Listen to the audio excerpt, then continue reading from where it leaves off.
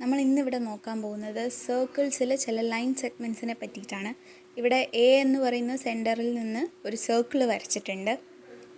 A B എന്ന് പറയുന്ന line സെഗ്മെൻറ്റിൻ്റെ പ്രത്യേകത എന്താണ്? അത് ആ സർക്കിളിൻ്റെ റേഡിയസ് ആണ് അല്ലേ. ഇനി സി എ എന്ന് പറയുന്നതും നമ്മുടെ സർക്കിളിൻ്റെ റേഡിയസ് ആണ്. സി ഡി എന്ന് പറയുന്നതോ? സി ഡി എന്ന് പറയുന്നത് സർക്കിളിൻ്റെ ഡയമീറ്റർ ആണ് അല്ലേ. സെൻറ്ററിലൂടെ പാസ് ചെയ്ത് പോകുന്ന എൻ പോയിൻറ്റ്സ് സർക്കംഫറൻസിൽ നിൽക്കുന്ന ലൈൻസിനെയാണ് നമ്മൾ എന്ത് പറയുന്നത്? ഡയമീറ്റർ എന്ന് പറയുന്നത്.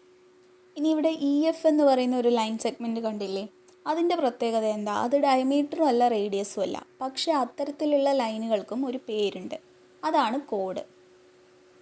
സർക്കിളിനകത്ത് ഒരു ലൈൻ സെഗ്മെൻ്റാണ് കോഡ്. ആ ലൈൻ സെഗ്മെൻറ്റിൻ്റെ പ്രത്യേകത എന്തായിരിക്കണം?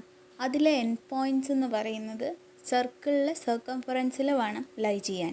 അങ്ങനെയുള്ള ലൈൻസിനെയാണ് അല്ലെങ്കിൽ അങ്ങനെയുള്ള ലൈൻ സെഗ്മെൻറ്റ്സിനെയാണ് നമ്മൾ കോഡ് എന്ന് വിളിക്കുന്നത്. ഈ പിക്ചറിൽ നോക്കൂ, C D, G H, F H തുടങ്ങിയിട്ടുള്ള എല്ലാ ലൈൻ സെഗ്മെൻറ്റ്സും ഈ സർക്കിളിൻ്റെ കോഡാണ്. കാരണം എന്താണ്? ഈ ലൈൻ സെഗ്മെൻറ്റ്സിൻ്റെ എല്ലാം എൻ പോയിൻറ്റ്സ് എന്ന് പറയുന്നത് സർക്കിളിൻ്റെ സർക്കംഫറൻസിലാണ് ലൈ ചെയ്യുന്നത്.